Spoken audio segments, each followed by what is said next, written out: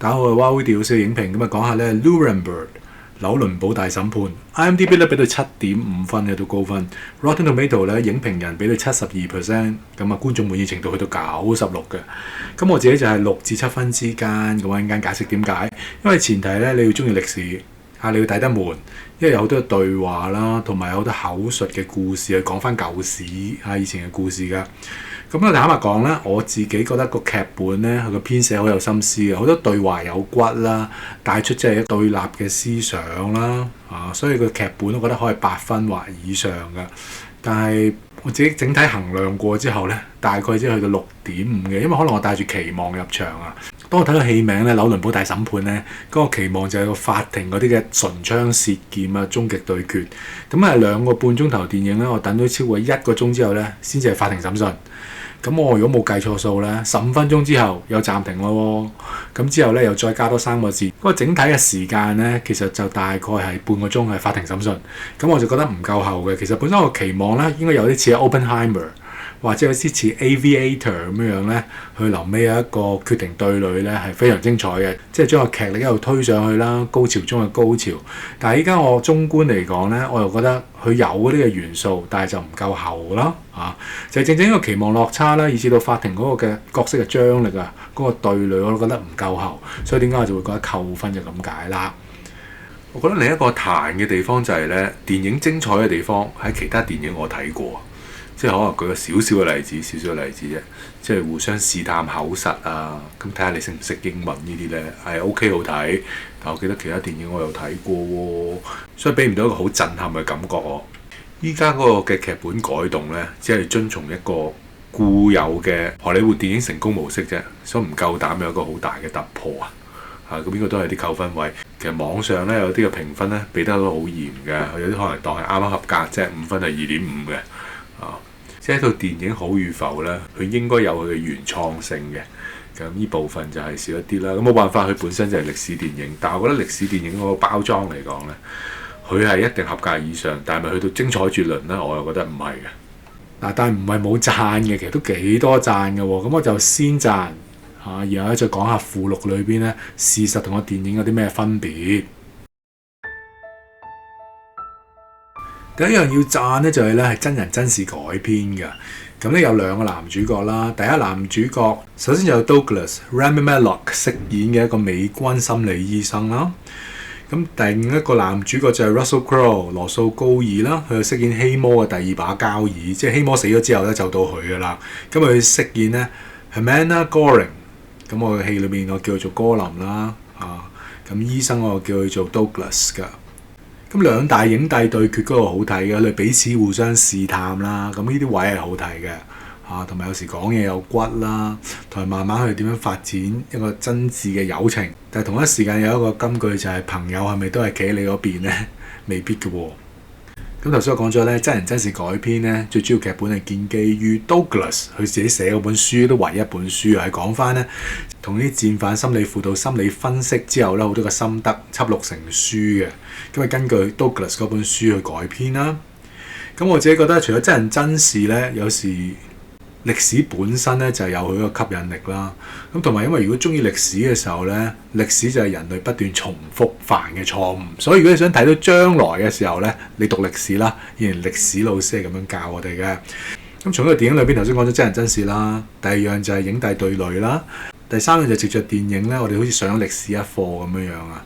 有啲重要嘅歷史關口咧，其實我哋要知道喎。透過一套電影咧，咁我認識到 Nuremberg Laws 係咩回事？紐倫堡法律。咁原來就係咧1935年9月15號係希特拉喺紐倫堡嗰度咧簽署嘅法例咧，係手指剝奪晒猶太人所有公民權益嘅，係始於呢個嘅法律啊。但係同一時間就因為平庸之惡，當其時社會咧冇人再夠膽起身反對啦。咁啊平庸之惡，咁啊造就咗咧納粹黨越嚟越過分嘅。第4樣我覺得值得讚咧，就係嗰個大嘅對立位啊！頭先講2大影帝啦，其實一老一亂啦，係咪啊？咁呢個係個好大嘅對立啦，即係一個就係希魔第2把交椅，一個就係代表美軍嘅心理醫生啦。如果喺對立面係猶太人咧，同我哋嘅戰犯啦，咁個存在就係企喺度同場同一間房出現，已經夠張力啦。另一方面咧，佢透過魔術啊 tricks 咧去貫穿成套電影嘅。有時係玩魔術咧，其實係演辦法引人哋望住你呢隻左手，其實咧你嘅右手就係 hold 住個硬幣咁樣樣啦。咁魔術其中一環就係咁樣樣，其實咧係 side track 嘅，其實係演辦法。咁就係藉著呢個嘅象徵符號咧，就話俾你聽，辯方嘅 Goring 佢點樣係玩呢啲戲法 side track 嚟或者捉字蝨，控方一樣就將焦點收窄啦，就集中翻喺被告嗰個罪行裏邊嘅究竟有冇罪。另一樣值得讚咧，就係好多嘅金句啦，都出自 Douglas 把口嘅，我都覺得係精彩，同埋都係個電影主題嚟噶。譬如就話 We are better than this 我哋應該係跟足個法律程序啊，唔需要玩手段，唔需要揦詐招數啊，對付人哋老婆，對付人哋嘅仔女啊。We are better than this 一句咧都到肉㗎。再又講到咧，其實戰犯同普通人係冇分別冇分別嘅。即係換句話說，所有普通人都可以變為戰犯。如果你做同一個錯誤嘅選擇，犯同一個罪行。因為戲裏邊咧有一啲人都相信佢哋犯咗啲咁反人類嘅戰爭罪行，呢啲嘅戰犯梗係特別嘅啦，佢與眾不同。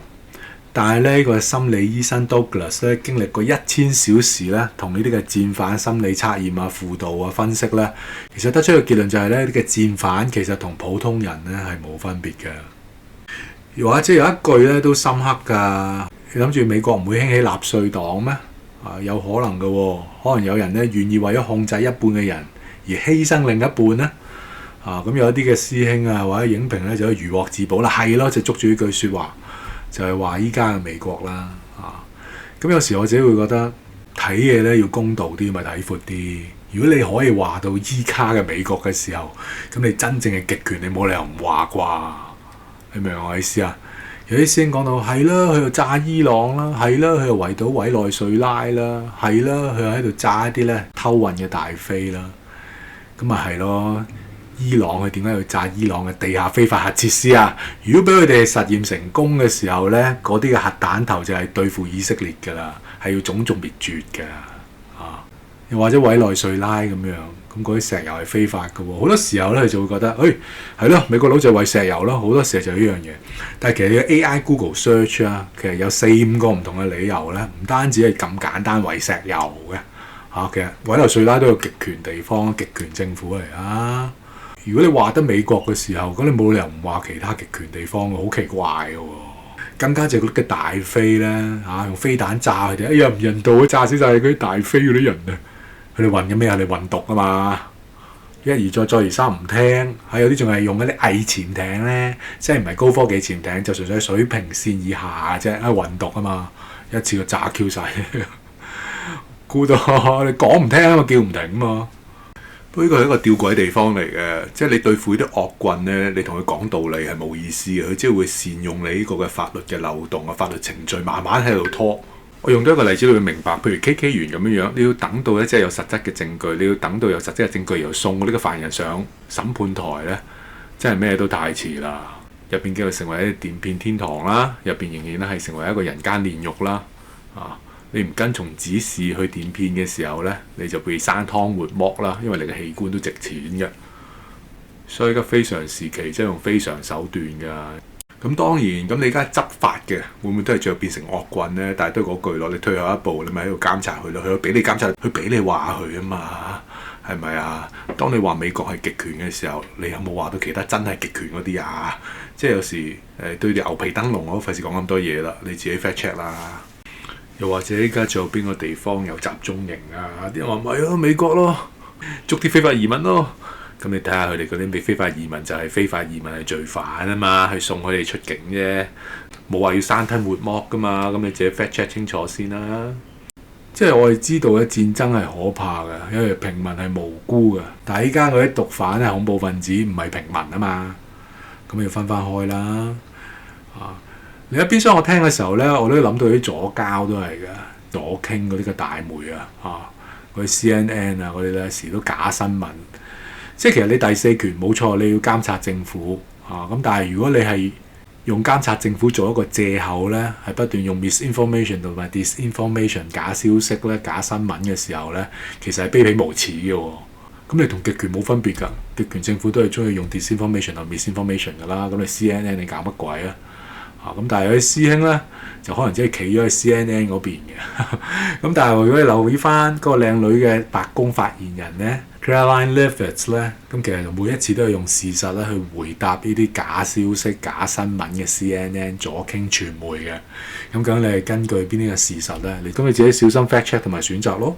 即係有時你話人恐怖分子咧，唔係即係話噶嘛。即係睇下佢哋做啲咩啊嘛！如果係不斷運毒品俾你啊，將病毒周圍傳啊，生物武器啊、毛菌啊周圍傳，咁呢啲真係恐怖分子啊嘛！就唔係話你把口嗰個定性人哋恐怖分子咯，都冇真憑實據。同埋嗰句金句咧都係決定性嘅，即係片末嘅時候話一個人能夠做啲乜嘢，就睇佢曾經做乜嘢。又或者咁解釋，點樣定義一個人為人咧，就睇佢做過啲乜嘢。咁呢一句咧就同耶穌講嘅説話咧，好樹結好果子，壞樹結壞果子係同出一轍㗎。即係有時你冇齋吹啊，你睇下佢做乜，呢個最清楚。你吹好容易啫嘛，你吹到天花龍鳳都得㗎。咁但係做咩先？所以你唔好只係睇嗰個人講乜，你要睇佢做乜。咁另一啲咧，我覺得值得讚嘅地方就係咧，譬如你犯人或者被告跟住想扭盡乾坤6任咧，就係脫離罪債啦。但係得甩身啦，咁可能會無所不用其極啊，捉字蝨啊等等。但係事實上佢哋點會唔知道呢？係咪有好多嘢佢哋有簽字有簽紙㗎嘛？佢哋嗰個職位邊有可能佢哋唔知道啊？所以而家呢，有時個極權嘅進化，Netflix 嘅紀錄片有講㗎，即係佢哋點樣進化呢？唔再簽字㗎啦。咁你一簽名嘅時候咪有文件有記錄咯？唔再簽字唔再簽名，咁你等啲下屬領會啦。下屬領會你自己去做啦，咁之後乃屎上身，佢哋自己決定嘅啫，唔關我事，我冇叫佢做㗎咁樣咯。即係咧講影評講到呢一刻，我先知道仲有一個扣分位係咩咧？就係套電影太簡單，即係對比今日嗰個嘅地緣政治嗰個政治複雜性同埋陰陰濕濕咧，套電影太簡單太直接啦。即係只係貨一般普羅大眾咯，但係我自己嘅都係極速進化嘅時候啦，咁我覺得呢套電影就滿足唔到我，就咁解，所以點解會變為6.5咧？就係我呢個角度啦。所以有時咧睇類嘅歷史電影嘅時候咧，都會刺激好多嘅反思嘅，即係那麼遠這麼近，即係睇翻個紐倫堡審訊啦 ，Nuremberg Trials 啦，其實就係1945年11月20號嘅，就審到咧差唔多1年之後嘅1946年10月1號啊。審咗11個月㗎，即係本身橫跨11個月嘅審訊，依家簡約為咧半個鐘，咁呢個必然都成為一個彈位，變得太簡單啦。不過話又説回來，咁喺個過程裏邊，真係藉住呢個電影咧，頭先講咗得上咗歷史一課啦。因為嗰時嘅二戰咧啱啱完咗之後，其實都未有國際法嘅去審判嗰啲啦侵略國啦同埋反人類罪行嘅戰犯嘅。咁其實藉着即係戰勝國啦，美國帶頭啦，但係特別在就係咧嗰個強烈對立就係美國係戰勝國，但係其實德國係冇入侵過美國噶嘛。咁呢啲個對立位又係特別嘅。咁美國係做一個代表咁但係呢個過程裏邊咧，原來我冇諗過，即係個審訊可能未必係對戰勝國有利嘅喎，有可能就係納粹用呢個審訊嘅機會再一次宣傳佢哋嗰個嘅思想咧，都未定嘅。所以呢個就係電影精彩嘅地方，亦都幫我哋咧上咗一路寶貴歷史一課嘅咁解。另一樣我覺得值得提就係始於美國咧，佢又定好多嘅國際法，係制衡所有國家嘅。咁其中一個金句就係咧，依家嘅國際法其實不單係對嗰啲嘅侵略國嘅，同一時間都制衡世界各國㗎。所以有見及此嘅時候咧，究竟依家係邊個係跟隨呢啲嘅國際嘅約章咧？邊一個係跟隨啲國際嘅遊戲規則、國際法咧？呢個就重要啦，就唔係到時你輸打贏要啊任你噏嘅。咁呢個就係話 fact check 就係呢樣嘢啦。有時好興㗎嘛，你揾一紮人出嚟示威啊，或者揾一啲嘅大媒出嚟講一番説話，嗰個就淨係定案。你個大話講100次唔代表真理嘅，人哋有證有據有科學線，冇得抵賴。咁所以美國佬咧，80年前佢哋已經係制定呢個國際法，跟緊呢個遊戲規則。咁到時候邊個違法，邊個唔跟呢個遊戲規則咧，就一目了然啦。好，以下來嘅時間咧，講下事實咧同電影嗰個嘅分別啦嚇。咁如果唔想聽嘅時候就唔好聽啦。其實80年前咧，如果你睇翻史料嚟講咧，其實已經劇透咗噶啦。不過而家咧直接話俾你聽電影同事實嘅分別，所以你唔想聽咧就跳過呢部分啦。咁第一個唔同嘅地方就係咧，呢個 Douglas 美軍心理醫生咧喺呢個成個審訊紐倫堡審訊嘅過程係有咩角色咧？咁其實電影嚟講咧，佢係由頭到尾，總之個審訊由開頭到尾咧，佢都在場嘅。咁但係現實咧，佢就係中途就唔在場噶啦，就離開咗嘅。當然咧，電影咧 Douglas 都孭重飛嘅，因着佢咧成為一個關鍵人物咧，可以督炮呢個 Goring 哥林嘅。咁但係講咗啦，事實係參與到中途啫，因為頭先我講咗成個審訊咧係橫跨咗成11個月嘅。咁你當佢中間就離開咗啦，就冇正式參與晒成個嘅審訊過程咯。另一個唔同就係咧 Douglas 咧同一時間做另一個美軍心理醫生嘅。喺電影裏邊咧，佢哋兩個就打對台。個醫生就叫做 Gustav Mark Gilbert。電影裏邊佢哋兩個對立啦，打對台啦，甚至好有啲戲劇性嘅嘢，而家唔講住啦。現實裏邊係冇嘅，咁講咗唔好睇噶嘛，咁你自己入場睇。咁但係咧，如果現實咧，純粹佢哋因為出書咧，因為版權有爭拗啫，佢哋同意咧係一齊出一本書嘅，因為佢同一時間佢哋接觸唔同嘅戰犯啊嘛，分析佢哋嘅心理狀況等等，佢哋就想輯錄成書，就諗住發達。咁但係最後咧就係因着版權啦，所以就拆夥嘅，就係呢個衝突點啫。咁但係電影裏邊咧，呢一個 point 就輕輕帶過，佢哋又因着另一啲嘢咧有拗撬有衝突嘅，咁都係因為劇情需要去咁樣編寫啫，現實冇咁發生嘅。第三樣唔同就係咧 Goring 呢個哥林佢又勸過呢個嘅 Douglas 心理醫生嘅話，你諗住著書揚名立萬冇行嘅啦，你收皮啦，類似係咁樣啦。咁但係現實裏邊咧，佢番説話咧其實冇同阿 Douglas 講嘅，佢應該係同另一個心理醫生Gustav Mark Gilbert 講嘅嚇。而事實上咧，其實 Goring 同埋 Douglas 咧，佢哋兩個交情應該都非淺嘅，就係 AI 咁講啦。即係當 Goring 知道咧 Douglas 咧中途要走啦，冇再參與喺當中，唔會再嚟探監咧，佢係傷心落淚嘅。咁究竟佢個落淚係真係因着摯友離去而傷心啊，定有啲嘢心不忿咧？但係因為我哋唔係去討論條蟲就唔知啦。咁但係按照一電影嘅編寫咧，佢哋嗰個友情咧，某程度上都真摯嘅，有一定嘅友情嘅。只不過當中咧，即係 Goring 對阿 Douglas 嗰啲串嘴嘢咧，就未必真係發生過。第四樣唔同就係咧，當中有個主要嘅美國控方咧檢察官咧有探訪個教宗嘅。當其時佢想攞到教宗咧教廷嗰個支持佢哋咧，即係舉行呢個嘅聆訊審訊。因為當其時嘅大風向反而係咧，不如即刻bắt咗嗰班人啦，即刻bắt咗班戰犯，或者絞刑搞死班戰犯，唔好煩一泄大家心頭之恨。但係同一時間，如果係咁做嘅時候咧，反而你都同嗰啲嘅侵略國一樣咁野蠻。你文明民主國家，你應該有一個文明嘅審訊先，俾到全世界都知道佢哋犯咗咩錯，希望全個人類都學習呢個功課，唔好再犯。審訊之後先至行刑，咁但係咧就需要咧得到更加多人嘅支持啊，所以個檢察官Jack 咧就揾咗教宗嘅。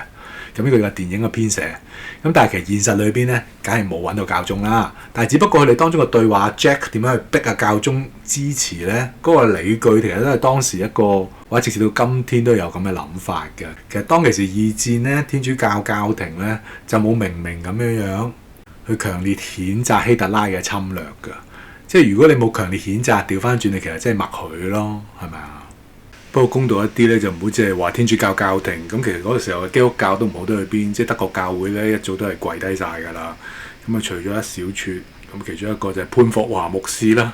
咁佢反而係要非常時期、非常手段嘅想暗殺希特拉，但係失敗咗嘅。講翻拜訪教宗啦，事實上咧，美方嘅檢控官Jack 就冇拜訪到教廷嘅。不過電影咁編寫咧，就更加多啲劇力同埋對立面咯。咁最後尾二嗰個嘅分別係咩咧？即係戲中有一個希魔嘅左右手啦，個中文譯名叫做魯道夫·赫斯咧，佢就由德國咧飛到去英國裏邊啦，咁就拜訪咗其中一個公爵，就勸佢哋咧唔好同德國敵對啦，勸佢哋同德國合作。電影咧就光天化日咁樣由德國飛去英國嘅，咁但係事實上咧其實應該係夜晚飛過去啦，同埋咧同一時間佢係失敗咗嘅，佢係跳傘最後跌鬼死嘅。咁就從冇見過英國嘅公爵，冇接觸過英國嘅公爵嘅，但係電影描述到佢有啦。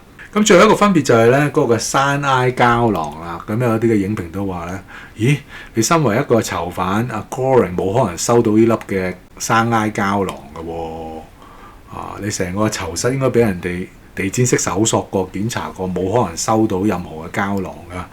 咁但係事實上係佢收藏咗一粒山埃膠囊啦。咁究竟邊個俾佢嘅咧？可能支持佢嘅獄卒，或者收到賄賂嘅獄卒咧，將個膠囊送咗俾佢啦。咁電影咧就冇交代咧，佢點解有呢個膠囊。總之有啦。咁但係現實裏邊咧就有唔同嘅假設啦。總之佢有一個膠囊，但係就唔知點解佢會有咯。咁講完咧事實咧同電影嘅唔同咧，就不如講下電影咧有忠於歷史嘅地方啦。譬如喺法庭審訊嗰個過程咧，即係用咗個黑白嘅紀錄片嘅。咁個紀錄片係真嘅喎，就係當美軍或者聯軍咧去到唔同嘅集中營去解放啲集中營嘅時候咧，即係真實嘅錄像嚟嘅，係出自於約翰福特執導嘅52分鐘紀錄片啊。咁我自己依家 fact check 咗之後，嗰啲黑白紀錄片係堅嘅。咁最震撼係咩咧？即係你係成堆嘅死屍啦，係真嘅死屍喎，大佬啊！你好難想像人可以對人係做咗呢種反人類罪行嘅。人竟然可以犯啲咁禽獸，比禽獸更禽獸嘅嘢。你諗下，獅子捉羚羊都係為咗果腹啫。你今日食咗一隻羚羊，果完腹之後飽之後，你唔會再殺其他噶啦，你唔會濫殺無辜噶嘛。狼你食羊都係為咗果腹啫，但係偏偏唯有人類咧係會犯下啲種族屠殺嘅罪行嘅喎。即係你可以話比禽獸更加禽獸嘅，可以比魔鬼更加邪惡，好恐怖。咁另一個畫面恐怖係咩咧？就因為啲屍體太多啦，佢哋要用堆土機啊，嗰啲鏟泥車鏟一堆嘅屍體咧，嗰個畫面係非常震撼。你冇諗過人嗰個尊嚴同價值咧係灰飛煙滅嘅，人命係灰飛煙滅，連個尊嚴同價值都係嗰堆好似垃圾咁樣堆土機推喐佢哋，冇辦法，因為太多屍體，你唔處理嘅時候咧可能會有瘟疫。另一個真實咧喺電影呈現嘅歷史咧，就係個美方主要嘅檢控官啊 Jack 咧，咁啊同阿 Goring 唇槍舌劍啦，咁佢膠着狀態嘅時候點算咧？甚至好似處於下風嘅時候咧，就係英國嘅檢控官出手啦。中文譯名叫麥克斯韋費夫出手。咁原來歷史上又真係咁樣樣嘅。咁第三樣根據史實就係咩咧？其實最後Goring嘅結局，咁而家賣個關子先啦。如果你 fact check 翻歷史咧，其實都唔存在劇唔劇透噶啦。咁男主角咧，嗱喺度唔想聽就唔好聽咯。咁男主角最後都係服用生埃嘅，喺晚年嘅時候咧服用生埃自殺嘅。咁即係呢個都係一個好唏噓嘅畫面。即係用呢個角度嚟睇嘅時候咧，佢同Goring之間其實有一定嘅認同。如果唔係，佢都唔會揀相同嘅路。雖然佢係晚年先自殺。咁當其時咧，佢嘅忠言就逆耳啦，佢本書都唔賣得嘅。但會唔會今天就係正正係反映美國嘅情況？其實我覺得你咁講嘅時候，應該正正係反映阿傻登嗰個情況啊嘛，乜都唔理，乜都唔管。但係侵侵咩都做到嘢喎，我真係唔係好明點解啲人喺度話侵侵。好奇怪嘅呢。唔緊要，你話侵侵唔緊要，佢俾你話啊嘛，係咪啊？佢有機會去反擊啊嘛，去自辯啊嘛。咁呢個就係民主自由社會咯。佢唔會禁你，而唔會捉你記者等等噶嘛。即係即使證明咗 CNN 係假新聞都好，我都冇落閘放狗拉人啦。最後咧，其實佢雖然有啲嘢係片場拍嘅，唔係真係喺 Nuremberg 拍嘅咁但係咧嗰個法庭嗰個景咧，其實都盡量跟翻真實嗰個法庭嗰個嘅設定啊擺位咧，忠實咁呈現嘅，一絲不苟咁樣去重現翻呢個紐倫堡嘅法庭啊。咁依家就係一個拋磚引玉式咁樣嘅影評啦，即係我自己個人認為咧，法庭唇槍舌劍嗰個即係未到我心裏面所期望啫，可能我帶住太大期望入去咧，所以先係低翻一啲，甚至我自己覺得，即係嗰啲嘅對話應該放落喺法庭裏邊咧，唇槍舌劍噶嘛。咁但係好可惜咧，法庭嗰部分即係我自己覺得半個鐘，其他位咧係都有精彩嘅地方，但係唔係我所期望咯，咁啊爭啲嘅。如果你非常分享咧，請 like、share 同 subscribe，多謝各位，拜拜。